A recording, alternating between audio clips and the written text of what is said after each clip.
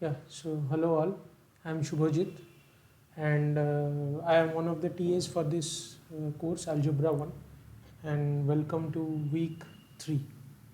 Yeah, so before I start, so first as usual, can someone confirm in the chat that you are able to hear me and see my screen?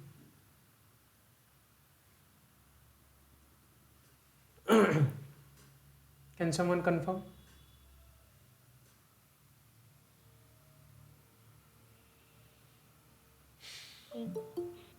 Okay, thank you.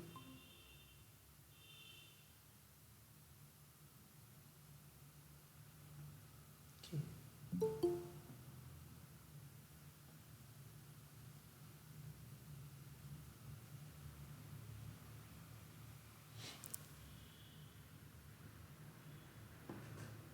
Okay, so let's start. So as usual, I have set up the problems based on the previous year assignment, and some are of my own. So let's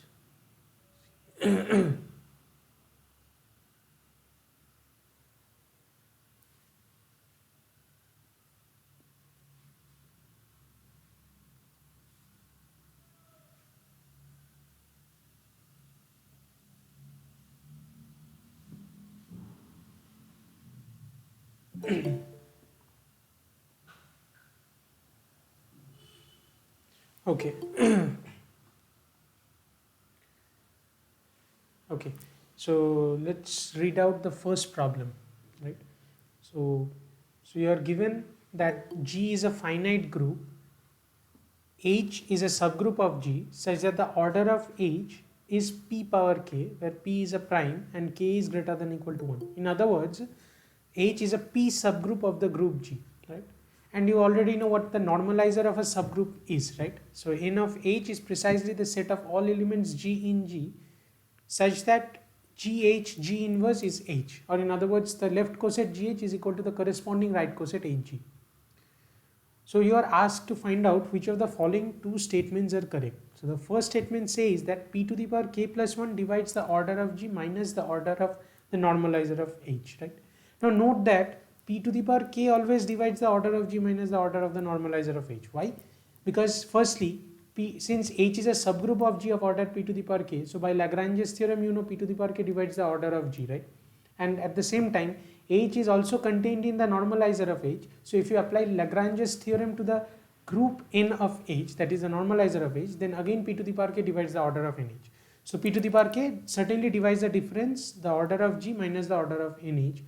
But here it is something more. It is asking for something more, whether p to the power k plus 1 actually divides the order of G minus order of NH. So this is the first one. And the second statement is that if H coincides with its normalizer, normally H will be always contained in its normalizer.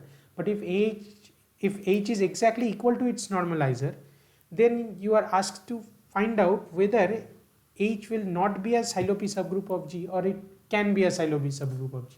So this option says that if NH is equal to H, then H is not a Sylopi subgroup of G, right? So first, so we need to find out which of these statements are correct. Okay, so first let us concentrate on the easier one, which is statement B, and let's try to see that if N of H is equal to H, is it true that H is not a Sylopi subgroup of G? So does anyone want to try? I mean, whether this particular statement B is correct or not. Does anyone want to try?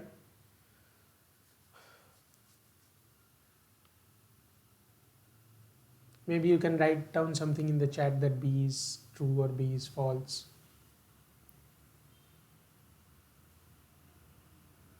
So I claim that the statement B is not correct. I mean, we can come up with a counter example for this one. Yes. So do you have some example in mind? Pranshu Khare, do you have any example in mind? Counter?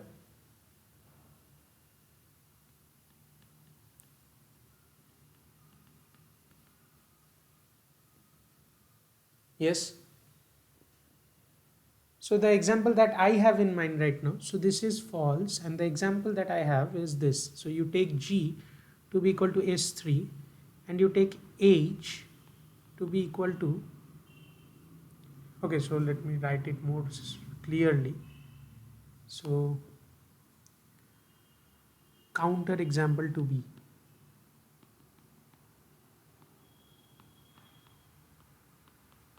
So take G is equal to S3 and take H to be equal to the subgroup identity comma 1 2.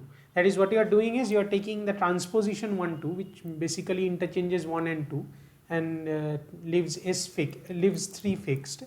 You are taking the subgroup generated by that, so that is H. So it has two elements, identity and 1 2. So you can check this by a simple computations, by simply composing maps. You can check that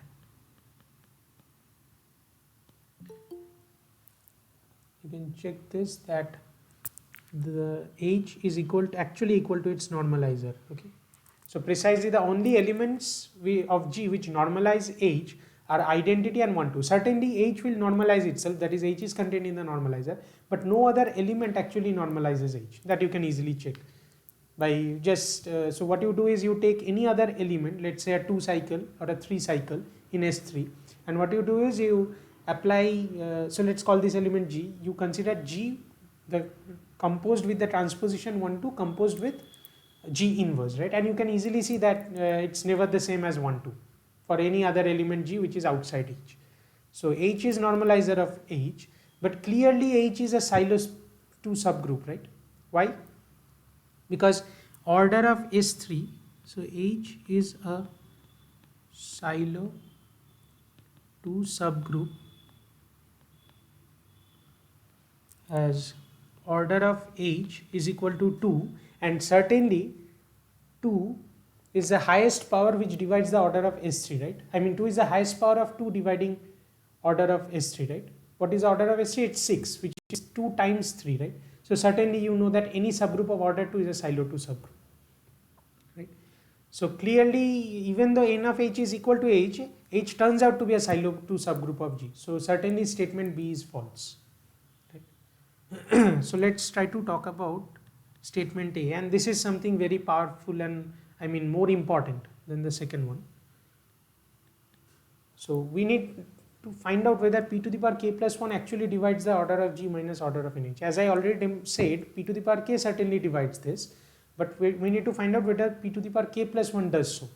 So I claim that this is true. P to the power k plus 1 divides order of G minus order of nh, and the trick that we are going to use is basically by making some group act on some specific set. Okay, so so A is correct. So we consider this particular action. So consider the action, just a moment. So consider the action of H on the set omega equal to all left cosets of H in G. Okay. So you are taking your set on which the group H acts, you are taking that set omega to be the set of all left cosets of H in G. This is your set, right? So what is the action? So you define it as, so you take an element H in H, you make it hit some element of omega, that is you make it hit a coset H, and it sends this coset H to HAH, right, which is again a coset in omega, right? So this is your action for all H in H and for all AH in omega, right? So check that this is an action. That is, check that this mapping that you have defined is, first of all, it's well defined, and secondly, I mean, it will be well defined, but check that it is well defined and it is indeed an action of H on omega. So check this is an action. That is, it satisfies the axioms of a group action, right? Now, so let us make a couple of observations, okay?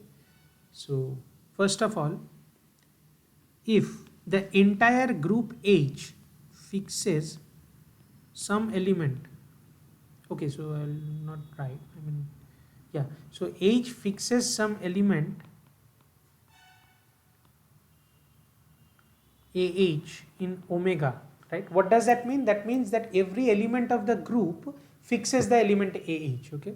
So this is true if and only if H dot AH is equal to AH for all H in H, which is true if and only if HA, I mean H dot AH is defined to be HAH, so this is equal to AH for all H in H, which is true if and only if A inverse HA belongs to H, right, for all H in H, right? Now this is true if and only if, what is A inverse, what is a collection of all elements? A inverse a little HA, where H is in H, this is precisely your A inverse HA, this particular conjugate subgroup of H. So this subgroup is contained in H, for this subgroup is contained in H, which is true if and only if A inverse HA is equal to H. Why? Because because firstly H is a finite set, right, and A inverse HA has the same order as H, right? So they have to coincide. So what I'm claiming, so this is our first observation, right? So we make this observation 1, that H fixes an element AH in omega if and only if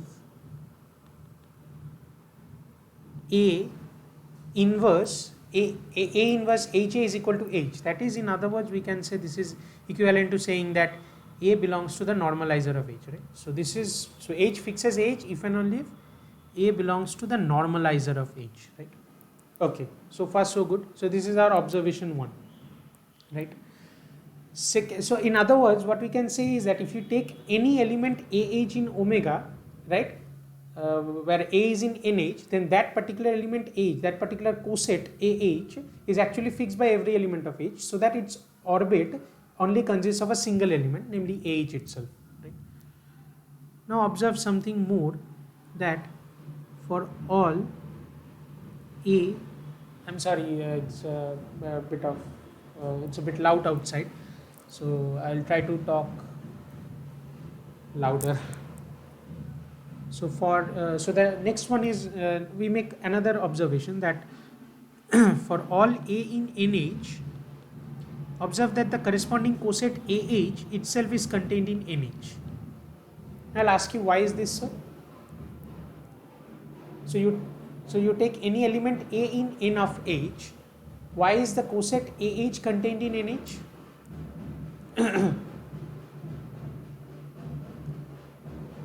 Why is AH contained in NH? Can someone answer?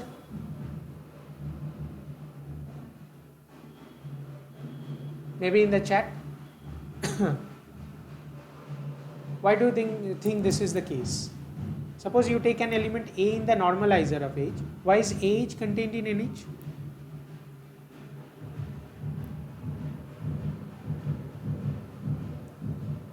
This is simply because H itself is contained in NH, right? And NH is a subgroup. So since little a is in NH and H is in NH, so AH will also be automatically in NH, right? So what this precisely means is that the set omega 1, which is equal to AH, such that A is in NH, right? This is a partition, right? This is a partition of n of h, right? Each of them is a subset. You know, any two cosets are either equal or are completely disjoint. So this collection AH forms a partition of NH, right? And therefore, in other words, what we can say, so what you are looking at precisely, this collection omega is precisely the collection of all cosets, left cosets of H in NH. Okay, so you are so the original set omega, which is a collection of all left cosets of H in G. Out of that, you are taking a sub collection omega 1, which is a collection of all left cosets of H in NH, and you certainly know that is, and you certainly know that therefore the order of omega 1 is precisely the index of H in NH, right? So this is NH is to H, right? So it is precisely order of NH over order of H. This is the order of omega 1, right? Now you consider another collection 2, omega 2, which is defined to be the collection of all cosets AH, says that A is in G minus NH, right? So this is your collection omega 2. So let me ask you a question first. Can some element of omega 2 be in omega 1? So this is your first question. Can some element of omega 2, that is, can a left coset AH, where A is in G minus NH, can some left coset AH be in omega 1? What do you think? I mean, in other words, can it be the case that AH is equal to BH, where A is in G minus NH and B is in NH? Can it be the case? No, sir. Yeah, why? Sir, because we are taking G minus NH, the pi 2. No, that's okay, that I understand, but it could be possible, no, because after all a coset is an equivalence class, right? And an equivalence class consists of various representatives. So it can be possible that some representative is in NH and some representative of this equivalence class is in G minus NH. That can be possible, right? So this is not an argument that you are taking a representative in G minus NH and you are taking a representative in H, so the corresponding cosets will be different. This is not an, I mean, you need to elaborate on this. So indeed this cannot happen. Your answer is correct that indeed there no element of omega 2 can be in omega 1 and vice versa, right? Because this is simply because of the fact that if you take any element in omega 1, let's say BH, where B is in NH, then that is completely contained in NH, okay? So now if you take an element A in G minus NH and you consider AH, that is you consider this element AH in omega 2, then clearly AH cannot be equal to BH, right? Because A itself is outside NH, right? And hence it is outside the coset BH, right? So I think you were trying to say the same thing only, okay? So maybe I misunderstood. Yeah, I mean, it's okay. So the point is that no element of omega 2 can be in omega 1 and no element of omega 1 can be in omega 2. So we can agree to this fact that omega 1 intersection omega 2 is empty, right? And therefore omega is basically the disjoint union of omega 1 and omega 2. That is, these two are disjoint subsets of omega and they together unite to give you omega, right? So, and further, what is the cardinality of omega 2 therefore? This is cardinality of omega minus cardinality of omega 1, right? So what is cardinality of omega? This is omega is, recall omega is the set of all left cosets of H in G, right? So cardinality of omega is cardinality of G by cardinality of H minus cardinality of NH by cardinality of H, okay, right? So this is what is a cardinality of omega 2, and we make one other observation. So what is our observation? So this is observation 2. So observe that for all elements H in H dot AH is in omega 2 for all AH in omega 2. In other words, if you take any group element little h in capital H and you take any element AH in your collection omega 2, then H hits this element and moves it to an element in omega 2, right? So this is our observation 2. So can anyone say why this is the case? That is, in other words, why is omega 2 closed under the group action? Whenever you apply an element of H on some element of omega 2, you get an element of omega 2, right? I mean, in other words, you'd never get an element of omega 1 out of this. So why is this the case? Why do you think so?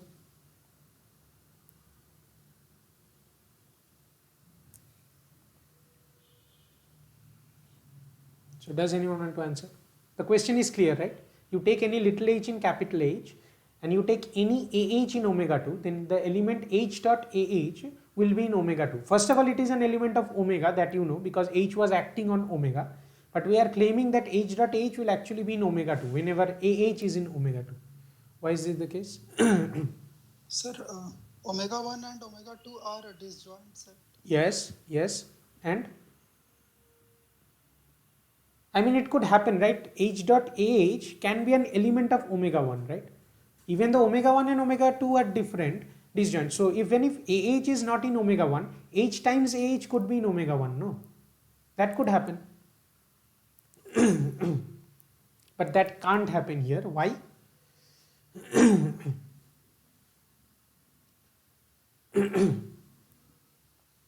So basically, just recall what was omega 1. It was precisely this set of, where did I write? Yeah. So what was omega 1?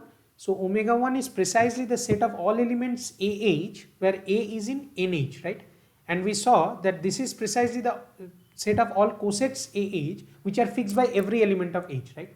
In other words, every element of omega 1, that is every left coset in omega 1, has orbit of size 1, right? That is the only member in its orbit is itself. So only member of the orbit of AH is AH whenever A is in NH.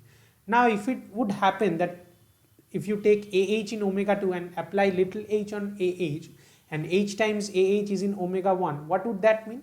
Firstly, since AH is in omega 2, it is not in omega 1 because they are disjoint, as you said. And so if H dot AH is in omega 2, this means, I mean, if H dot AH is in omega 1, this would mean that some element in omega 1 has an orbit of size greater than 1, no? Right? So let's say H dot AH is BH, where BH is in omega 1, then this would precisely mean that the orbit of BH contains both BH and AH, right? But this is not the case. We know that BH will be fixed by every element of H, that is, its orbit will have size exactly 1, no? So that is why whenever you take AH in omega 2 and any H in H dot AH is also in omega 2, right? So this is because omega 1 and omega 2 are disjoint and every element in omega 1 has an orbit of size 1.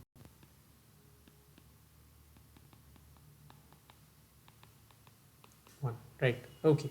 So what this observation to, in a slightly more elegant language, what this is saying is that this induces an action, that is a group action of H on sorry, 1 second. Yeah. So this induces a group action of H on omega 2, right? So you get a mapping of H cross omega 2 into the set omega 2, right? So let's call this new map as star rather.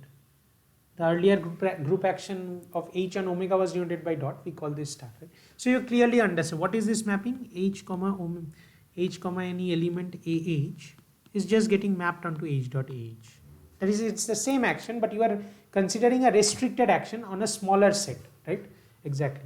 And you know this is indeed a group action. That is, whenever little h acts on some AH in omega 2, you get an element of omega 2, right? Precisely because of our observation 2. Right.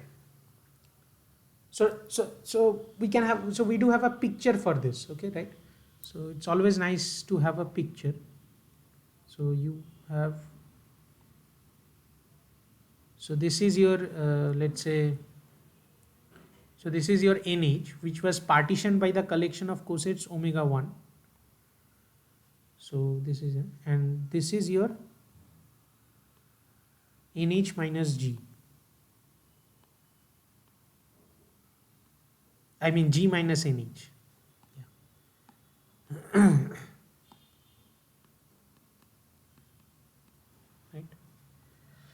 So this is your G minus NH, and I mean the cosets.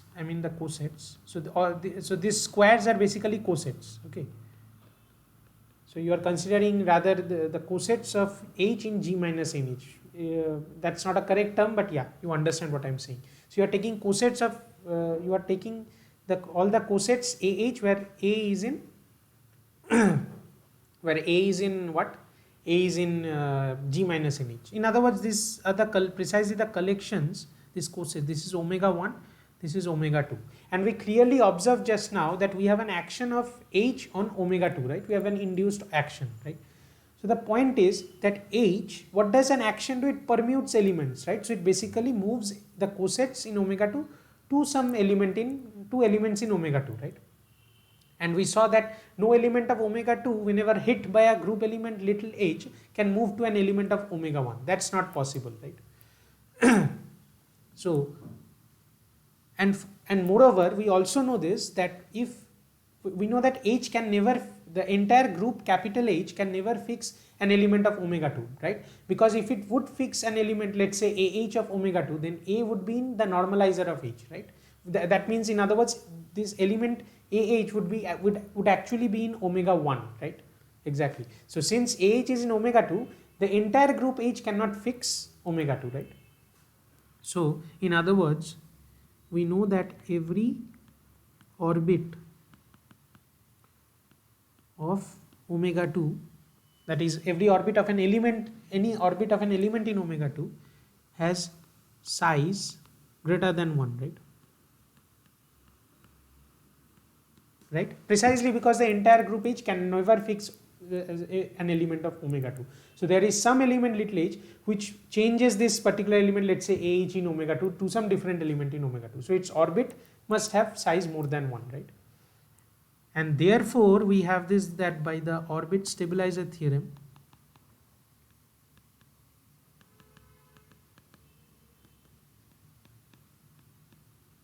just observe what is happening here. So you, let's say you are taking an orbit, let's say an orbit, let's say you are looking at the orbit of, so let me use a better notation. So suppose you are taking the orbit of AH, right?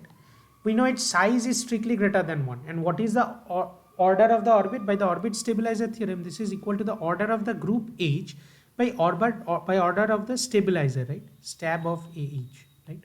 Now what is the order of H? We started with a P subgroup H, right?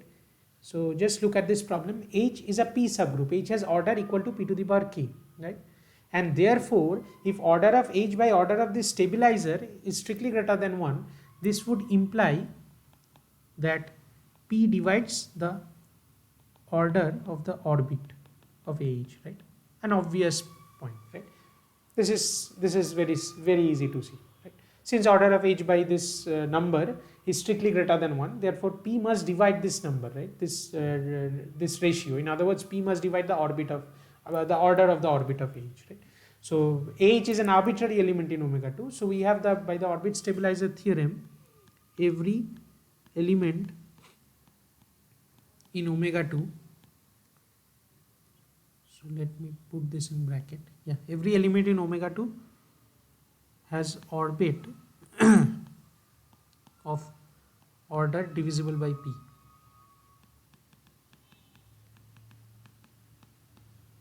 And now you are done. Why? Precisely because you know that the orbits of an action are the equivalence classes of an equivalence relation, right? In other words, what you know is basically this, that the sum of all the sizes of all the distinct orbits will give you the size of the set, right? So in other words, since omega 2 is a disjoint union of equivalence classes or of orbits under the action star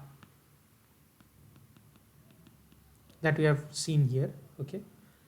Hence, and since P divides the order of every orbit, right? Since P divides the order of every orbit, hence P also divides the order of omega 2. See, precisely because the order of omega 2 is equal to the sum of all the orders of the distinct orbits, right?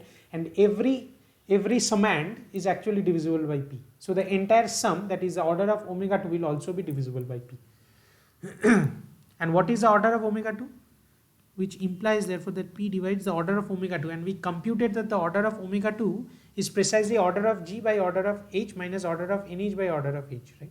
So p divides order of g minus order of nh by order of h, right? And what is order of h? So p divides order of g minus order of nh by p to the power k, right? Which therefore basically means that p to the power k plus 1 actually divides this difference. And now you are done. Okay. So this is your solution. So indeed option A is correct, that p to the power k plus 1 divides the order of g minus order of nh. And this is very important. So it's important that you actually understand the full argument, what is going on. Right. So we already spent half an hour for this one, but that's okay. It's a non-trivial problem. Okay. So let's talk about the second question. Sir, once previous slide, sir. Just Yeah, sure. Is it okay?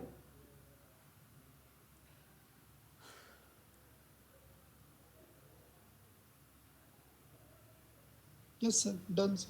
Okay, very good. Thanks. So let's focus on the second one. So this is very simple. It's not difficult. So which of the following are correct? So first statement is, if G is a group such that the order of G is equal to p to the power dm, but D is greater than equal to 1 and p doesn't divide m, then there is a subgroup H of G of order p to the power d. And statement 2 is much similar to statement A. And it says that if G is a group such that order of G is equal to p to the power dm, where D greater than equal to 1, then there is a subgroup H of G of order p to the power d. So the only difference is that the first statement also contains the fact that, also includes the part that p doesn't divide m, and there is no such restriction in B. So what do you think? Which of these two will be correct? Very simple.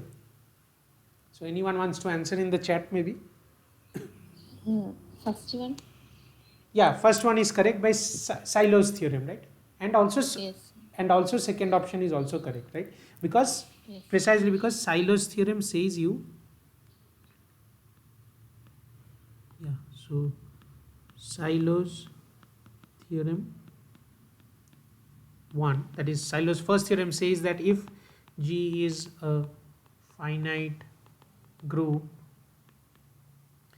and P is a prime such that p to the power k divides the order of G for some k greater than equal to 1. You can also take it greater than equal to 0, because p to the, that subgroup is the identity subgroup corresponding k equal to 0. So anyway, so such that p to the power k divides the order of G for some k greater than equal to 1, then G has a subgroup of order p to the power k. So this is indeed correct. And hence both option A and option B are correct, right? So this is very simple. So let's come to question 3, right?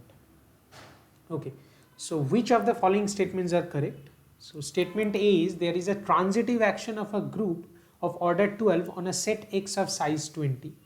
And option B is, there is a transitive action of a group of order 12 on a set X of size 10. So first of all, let me ask you, do you know what a transitive action is? Does anyone want to answer? What is a transitive action of a group?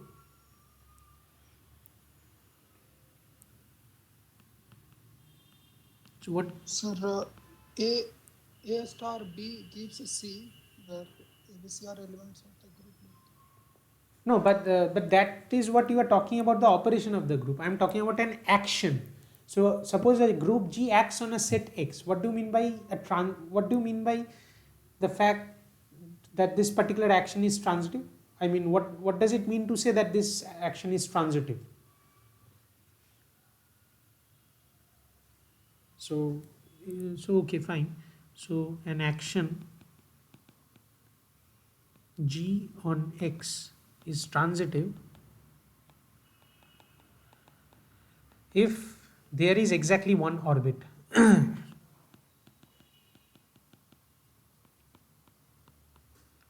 So basically, you know that whenever you make a group act on a set, the entire set is partitioned into equivalence classes or orbits.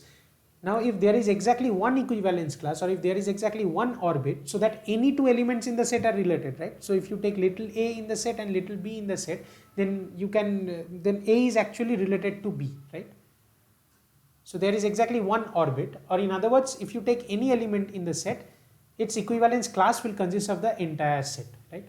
So what this means in the language of group actions is that given two elements A and B in your set, there will exist a group element G that hits A and moves it to B. In other words, G dot A is equal to B.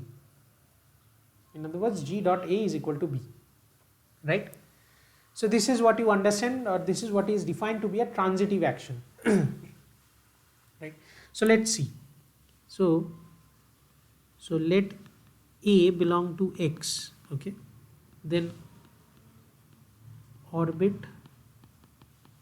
of A is equal to the entire set X. We are assuming that we have a transitive action, right? And hence, by orbit stabilizer theorem,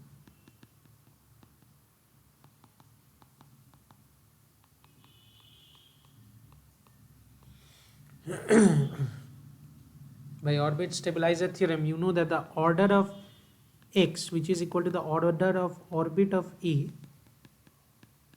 is equal to the order of the group G by order of stabilizer of A, right? Which is just a subgroup of G, right? So this is equal to 12 over order of stabilizer of A, right? Yeah. So now let's try to understand. So suppose, let us look at our statement A. So if statement A is correct, that there is a transitive action of a group of order 12 on a set X of size 20, then what would this mean is that, so for statement A, order of X is 20, right? So what we have is 20 is equal to 12 over cardinality of stab A. This is just a big term, so I mean cardinality of stab A, this is just a dummy. You can think of it just as a divisor of 12, right? So the point is, is this the case that 20 is equal to 12 over some divisor? Can this be ever the case? No, right? That's obvious. Yes, that's obviously. So this is that's obviously false. So this is a contradiction, right?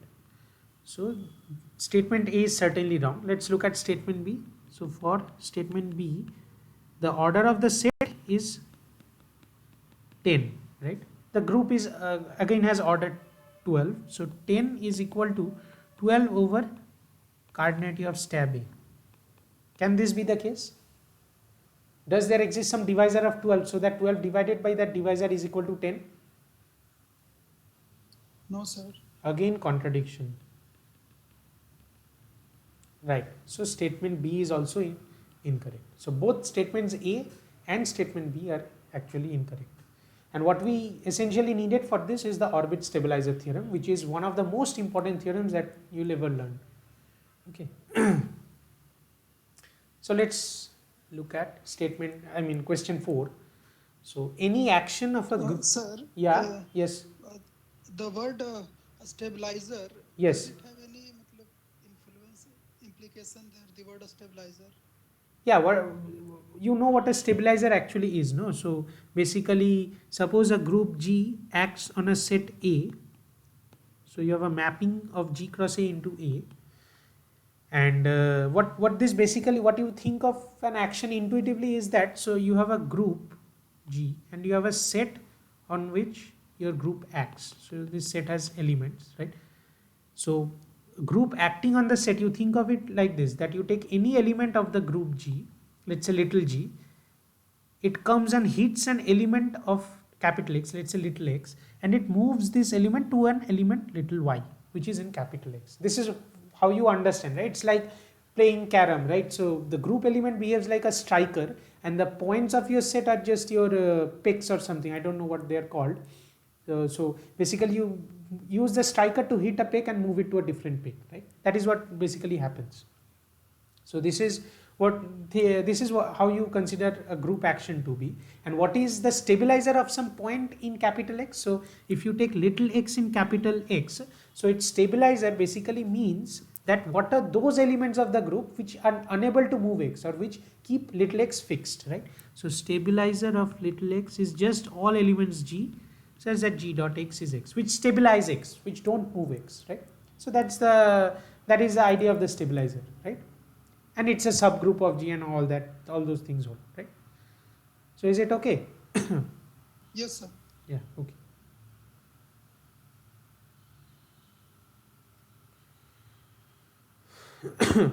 Sorry. So right, so let's look at question 4. So it says that any action of a group G of order 35 on a set X of 16 elements must have a fixed point, right? So for this one, you just recall I don't exactly remember its name, but you have this theorem, right? That if, so you have this theorem, maybe it's called the Burnside's fixed point theorem. I don't exactly remember, but yeah. So if G is a finite group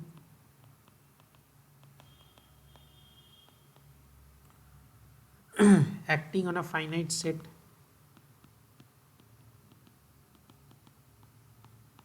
X, and for every element G in G, that is every group element G, you consider the set X power G of all elements little x in X which are fixed by G. G dot X is X. So this is something sort of dual to the notion of a stabilizer. Then the sum G in G order of X power G, that is you are looking at orders of every X power G, where X power G is the set of all elements in X which are fixed by the element little g. So this is equal to the order of G times the order of X over G, right? What is X over G? You know this, right? So let me write it in brackets. X over G is the set of orbits, orbit space or orbit set of orbits of the action. I mean set of distinct orbits, right? It's just a quotient of X by the equivalence relation which is induced by the group whenever G is acting on X. So X over G is the set of distinct orbits of the action, right? So what this says is that the sum of the cardinalities of X power G is equal to the product of the order of G and the number of orbits or the number of distinct orbits of the action, right? So I don't exactly remember its name, but probably it was proved in your course, right? I mean in the NPTEL lectures. So this is called some fixed point theorem. I don't exactly remember it, but we are exactly going to use this. So let's try to see. So any action of a group G of order 35 on a set X of 16 elements must have a fixed point, right? So yeah, I should also define this. Maybe it was defined, but what is a fixed point? A fixed point of an action G acting on a set X is an element little x in capital X such that there exists a little g in capital G which is different from identity such that G dot little x is equal to x, right? So this is what a fixed point is. So a fixed point of an action is any element of the set capital X such that there is some non-identity group element which fixes it. This is what exactly a fixed point is. And now you are asked that whether this statement is true or false, that any action of a group G which has order 35 on a set X of order 16 must have a fixed point, right? So in other words, you are basically asked to find whether the set X power G for some little g which is different from identity has at least one element or not, right? So whether you can come up with a group element G such that X power G has order greater than 0, right? So assume that the action has no fixed points. Assume the action has no fixed points. Then the sum of cardinalities of x power g, where g is in g minus e, right? That is, every set x power g will be empty, right? By definition. So this is equal to 0, right? Thus, by the previous theorem, or by the theorem that we have written above, sum of all, I mean, what is the left hand side? Sum of g in g, I mean sum of coordinate of x power g where g varies in g, right? So you already have considered sum of x power g where g varies over non-identity elements to be 0. So you are only left with coordinate of x power e. This is equal to cardinality of g. What is cardinality of g? Cardinality of g is, we have taken the group of order 35. 35 times number of orbits, which is the coordinate of x mod g. Right. So what is coordinate of x power e? Just anyone wants to answer? What is x power e? First of all, x power e is the set of all elements little x which are fixed by the element e, the identity element. Now since g is acting on the set x, you know that this is a group action, right? So in particular, the identity element must satisfy the axiom that it fixes every element of the set x, right? So little x, whenever little x is in capital X, e dot x is just x, right? So this means that x power e is precisely your set x. So this is your set x. So the orders coincide and this is equal to 16, right? So what you are left here, so what you have here is basically, so let me just maybe write it in a different way. So what you just have here is 16 is equal to cardinality of x equal to this, equal to 35 times the number of orbits. In other words, 35 times an integer is equal to 16. Can this be the case ever? Can 16 be equal to, yeah? No, sir. Yes, No, this sir. can't be the case. So this is a contradiction.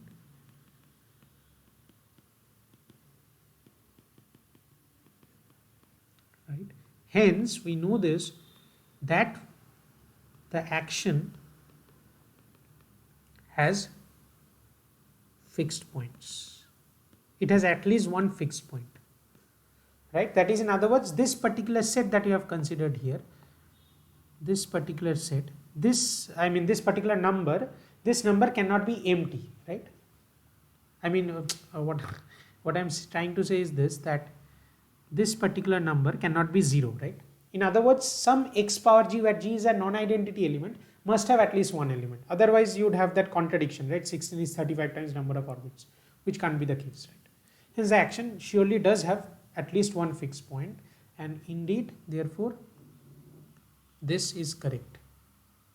So it's true that any action of a group G of order 35 on a set X of 16 elements must have a fixed point, right? Yeah. So let's come to, do you have any questions so far?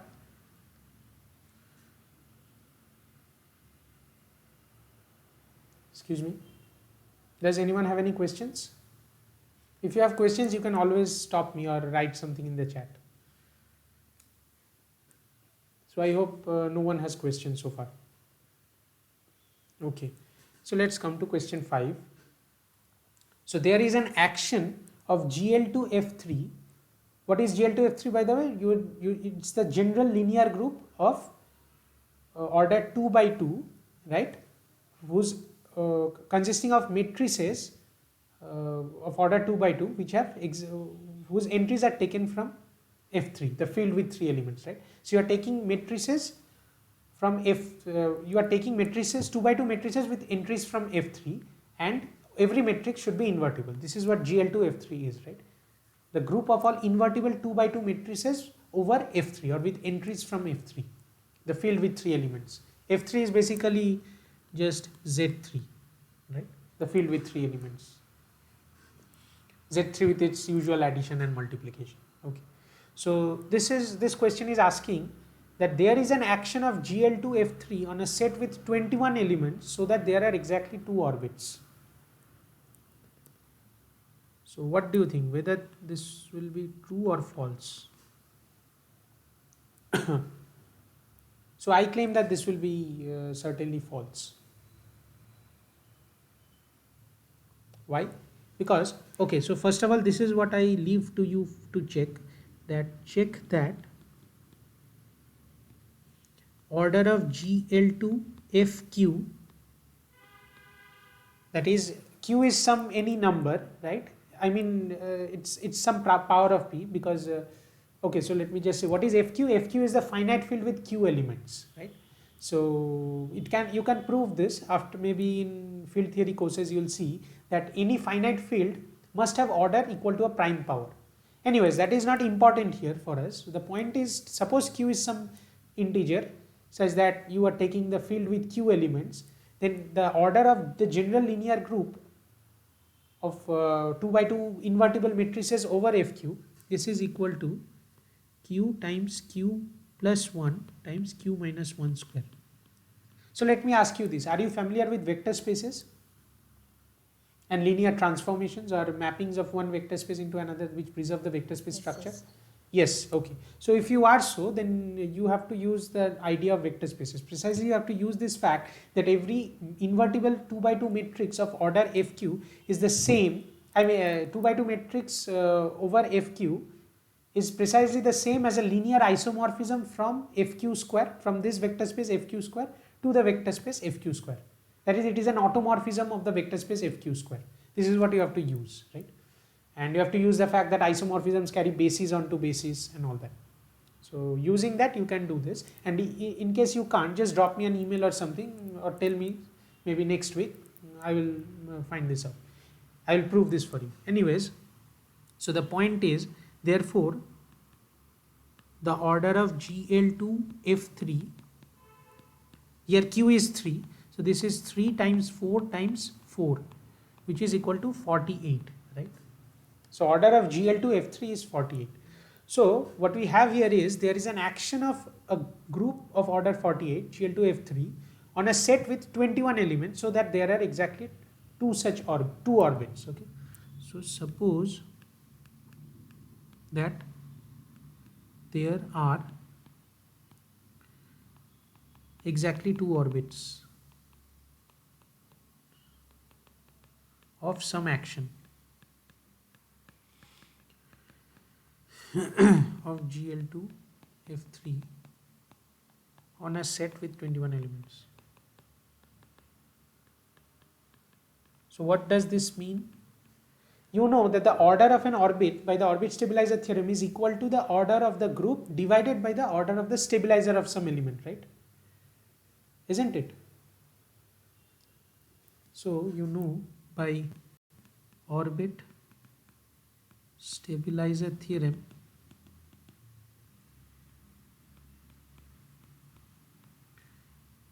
(21), which is equal to the size of orbit 1, first orbit,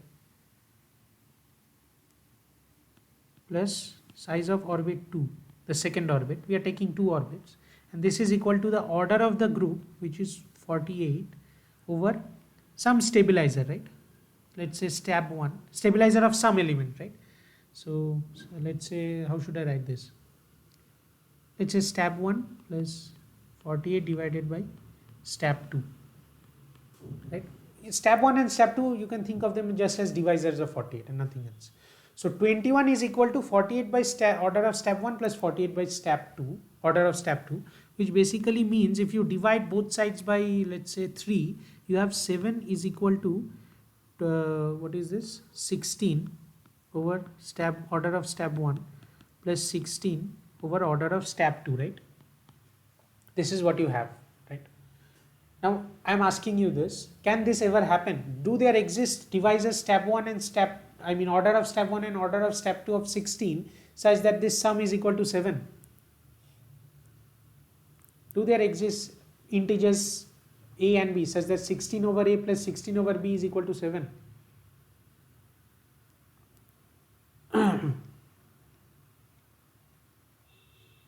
Do there exist?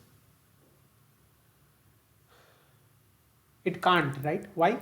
Because this is a contradiction. Why? Because this number, so let me use a different color maybe. because this number and this number both are even, right? This number and this number are always even. Since 16 is a power of 2, 16 divided by some divisor of itself is always a power of 2, right? In other words, it's always even, right? And similarly with the other one as well. So 16 over cardinality of step 1 plus 16 over cardinality of step 2, both are even, and hence this sum is also even, but 7 is odd, right? So this is odd, and this is your contradiction, right? So is it okay? I mean, did you understand my point? So the point is that this is just a contradiction, and hence the statement is false. So there can never exist an action of GL2 FQ on F3 on a set with 21 elements such that there are exactly 2 orbits. Okay. Sir, how do we know about a step 1 and a step 2? Yeah, basically what I'm trying to say here is you have 2 orbits of the action, right? So let's say you have orbit of an element A and orbit of an element B. So I'm calling the orbit of element A to be orbit 1 and orbit of element B to be orbit 2, okay? And what is step 1? Step 1 is just the stabilizer of the element A. And step 2 is just the stabilizer of the element B. So you know by the orbit stabilizer theorem that orbit of A is order of the group divided by order of stabilizer of that element, right? Isn't it? Right? So orbit of A. So basically, so let me write maybe. So orbit 1 is orbit of A and orbit 2 is orbit of an element B for some elements A and B in your set X such that, I mean, they are representatives of distinct orbits. Okay. So 2 orbits has exactly 2 orbits of some action. Okay. Let's say 2 orbits, orbit 1 comma orbit 2, and these orbits are distinct, by the way. So now you understand, right? You take distinct orbits, you take representatives of distinct orbits. So obviously the order of the 2 orbits is precisely the order of the group divided by the order of the stabilizer of the representative, right? So that is what we are doing. So is it okay? So is it okay right now?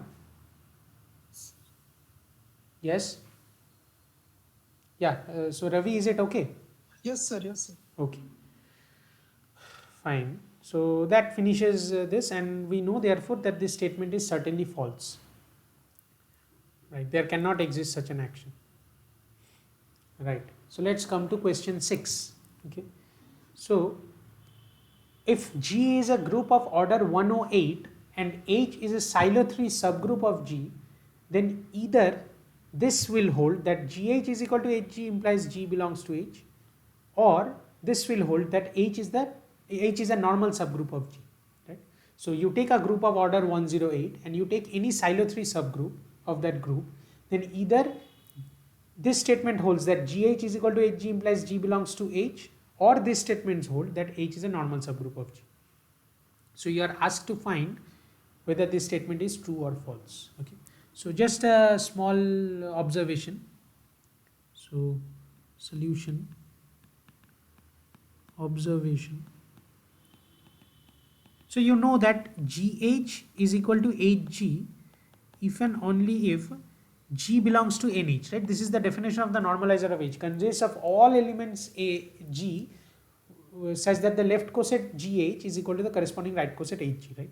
So what this is saying is, so thus the first statement, I mean this one, is basically saying that G belongs to NH implies G belongs to H. That is, which is in other words, so or equivalently, n of H is contained in H. Now you certainly know that H is contained in its normalizer.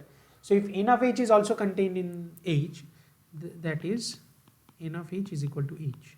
So what is this basically saying? So this is basically saying that n of H is equal to H. And what is this saying, this statement that H is a normal subgroup of G? It means that every left coset of H is equal to the corresponding right coset, right? That means that every element of the group is in the normalizer of H. So what this statement is saying equivalently, so these are equivalent. Similarly, these are equivalent. So that n of H is equal to G, right? So we can again read out the question in a slightly simpler way, that if G is a group of order 108 and H is a silo 3 subgroup of G, then either the normalizer of H is equal to H or the normalizer of H is equal to the entire group G, right? So we need to find out whether this statement is true or false. Okay. So certainly if the first statement holds, if n of H is equal to H, then we are done, right? We are done. So assume n of H is not equal to H. That is, n of H properly contains H, right? So we just, if we can show that n of H is equal to G, then we are done. So that either statement 1, that is n of H is equal to H, or statement 2, that n of H is equal to G, holds, right? So we just need to show that n of H properly contains H will mean that n of H is exactly G, right? So since n of H properly contains H, hence we know this, that order of n of H is strictly greater than order of H. What is the order of H? Yeah, H is a silo 3 subgroup, right? What order can H have? The group has order 108, which is precisely I guess what is it? 27 into 4, right? 2 square into 3 cube. Yes, 2 square into 3 cube. So let me write this here as well. So this is, so where should I write this? Here maybe. 108 is equal to 2 square into 3 cube, right? So H has, since H is a silo 3 subgroup, we know that H has order 3 cube, right? So this is equal to 27. So cardinality of NH is strictly greater than 27, which in other words means that cardinality of NH over 27 is strictly greater than 1, right? This we have. Now we have assumed that n of H properly contains H, right? Now just look at the first problem that we solved today. So what did it say? So it says, we know that the statement A is correct. We proved it today, right? That whenever G is a finite group and H is a subgroup of G, such that the order of H is equal to P to the power K, where P is a prime, then P to the power K plus 1 always divides the order of G minus order of NH, right? This we have proved, right?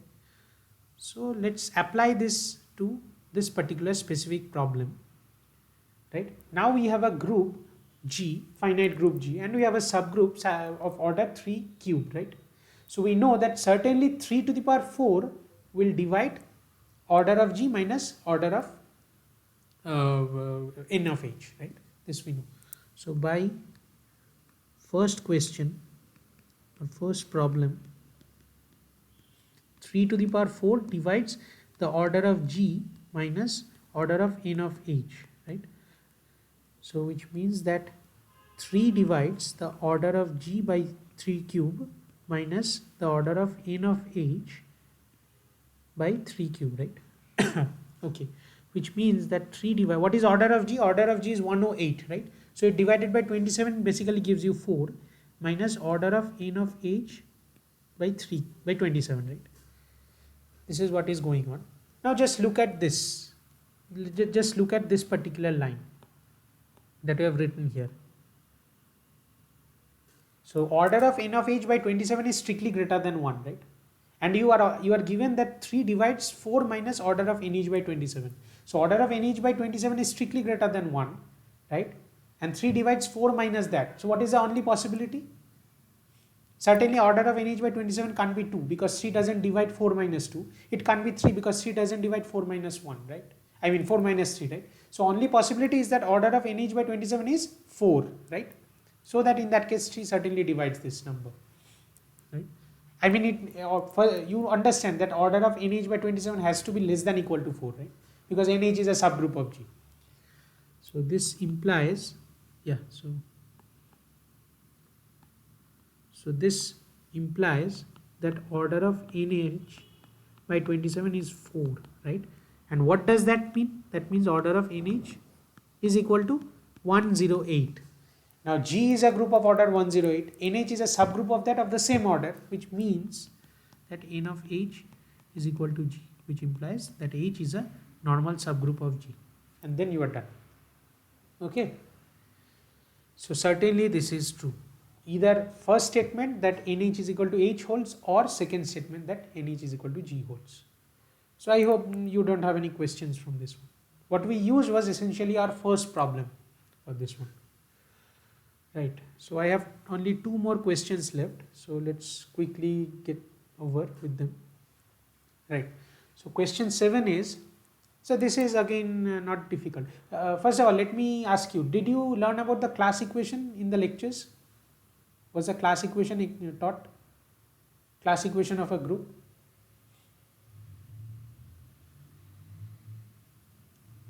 Can someone answer? Was the class equation taught to you? Hello? Mm, Yes? I think no. Okay, so it wasn't taught to you. Okay, fine. So in that case, we won't solve this problem. Okay. So I'll just remove this problem.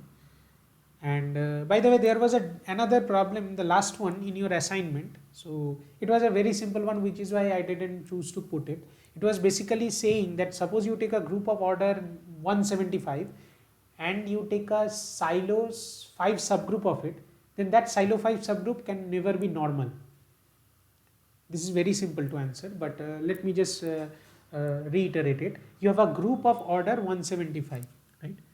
So let's put this. So uh, so what you have is a group of order 175, and you take a silo 5 subgroup H. Then H is not normal in G.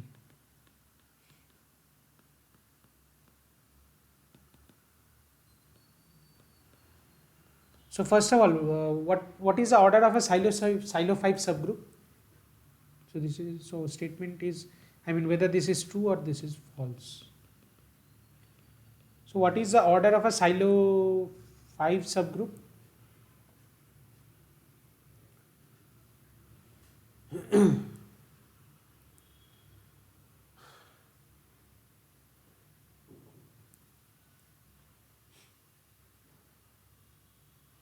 Yes. What is the order of a silo 5 subgroup?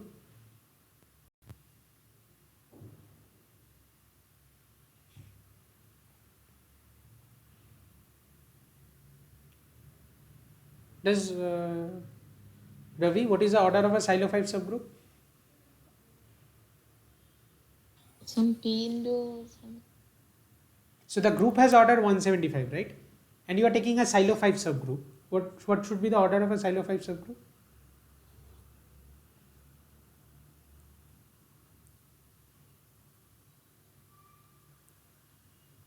That's 35 or something. sorry. Yes, you are saying. Sir, 1 plus 5k something. No, I'm asking about the order of the silo 5 subgroup, not the number of silo 5 subgroups. What is the order of a silo 5 subgroup? The cardinality. What is the largest power of 5 dividing 175? That is what I'm asking. 35 or something. No, 35 is not a power of 5, right? Yes. So what is the largest power of 5 dividing 175? 2, sir. Yes, that means the order of H should be 5 square, right? That is 25, right? Yes. Yeah. 25. Yeah, so anyways, what I am trying to suggest here is that none of these things actually are mattering in this problem. You are given a group of order 175, you are taking a silo 5 subgroup H, then H is not normal in the group, right? So you are asked to say whether this is true or false. So what do you think? This will be true or this will be false? This is easy, very easy. So any group of order 175, you are taking some group of order 175, you are taking a silo 5 subgroup of that, then that silo 5 subgroup cannot be normal. Is this true or is this false?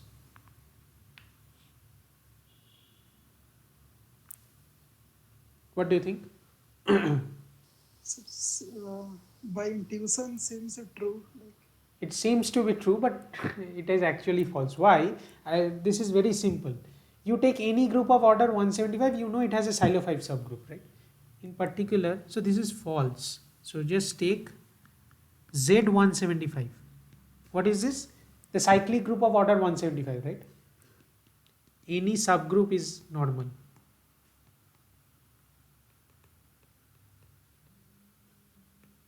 Right? Any subgroup of this will be normal. Why? Because this is an abelian group, right? And any subgroup of an abelian group is always a normal subgroup, right? So you take a group of order 175, you take a silo 5 subgroup of that. So Z175, you take some silo 5 subgroup of that. It will have exactly one silo 5 subgroup, namely the cyclic group of order 25. That will certainly be normal, right? In Z175, right? Simple, right? Is it okay? yes, sir. Yeah, it's completely simple. Okay, so we just look at the final problem. So suppose that G is a group such that G over ZG, what is ZG? The center of the group, and you know that the center of a group is always a normal subgroup of G. So suppose that G is a group such that G over ZG has order 101, then G is abelian. So note that the quotient G over ZG being finite of order 101 doesn't actually imply that G is also finite. Okay, it doesn't imply that. But is it true that whenever G over ZG has order 101, then G will be abelian? So what do you think? So first of all, just tell me, what is so special about 101? What is special? Prime number. Yes, it's a prime, and you know that any group of order prime is certainly, what kind of group is it? If you take a group of order prime order, prime cardinality, then what kind of group is it? It's an abelian. We will get. Yes, it is not only abelian, it is something more, right? It is cyclic, right? Isn't it? Yes. Yes, it is cyclic, right? You take any element which is non-identity, generate the subgroup by it. That subgroup must divide the order of the subgroup must divide the order of the group, right? Which is prime in this case. Now, since the element, the generator you are taking is not identity, so this must have order greater than 1. So this subgroup must have order exactly the order of the group, that is a prime. So it has to be cyclic. So this is something. So this is something that let's say we can prove. So if G is a group such that G mod ZG, G modulo ZG is cyclic, then G is abelian. Then the group is always abelian. So this is a general theorem. Here we are applying to the case when G mod ZG is finite, cyclic of order 101. So how do you prove this theorem? Very simple, it's a very simple theorem. So G mod ZG cyclic means that it has a generator, right? So G mod ZG is generated by some coset ZG times A, right? For some A in G. So this means that every element of G mod ZG, that is every coset of ZG in G, is of the form ZG times A power k, right, for some integer k, right. So we need to prove that the group is abelian. So take x comma y in G, right. Look at their corresponding cosets ZGX and ZGY, right. Now ZGX is an element of the cyclic group G mod ZG, right. So it is certainly of the form ZG times A power k, and this is of the form ZG times A power S for some k comma S in Z, right. So we need to show that the group G is abelian. That is, we need to show that xy is equal to yx, right? So xy is just, yeah. So yeah, I should make some more deductions here. So which zgx is zg times a power k, means that x is equal to z1 times a power k, right? And y is equal to z2 times a power s for some z1 z2 in zg, right? And for some z1 z2 in zg, and what else, and k comma s in z, right? And now you are absolutely done. Why? Because xy is equal to z1 a power k times z2 a power s, right? Now what is z2? Z2 is an element of the center, so it commutes with every element. So you can bring z2 at the beginning, right? So this is z2 z1 a power k a power s, right?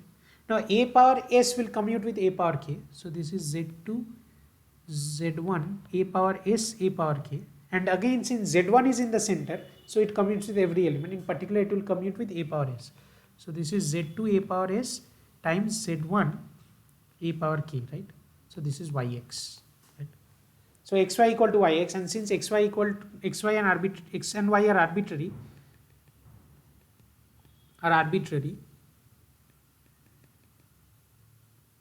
hence G is abelian. So we have proved this simple looking and absolutely nice theorem that if G is a group such that G quotiented by its center is cyclic, then G is certainly abelian. Right? Now we can use this simply here, that we are given that G over ZG has order 101, so it's prime and it is cyclic. So G mod ZG is cyclic means that G is abelian. So this is true. Okay. So that brings us to the end of this session. So that's all from my side. So do you have any questions? If not, then we can stop the session. Do you have any questions?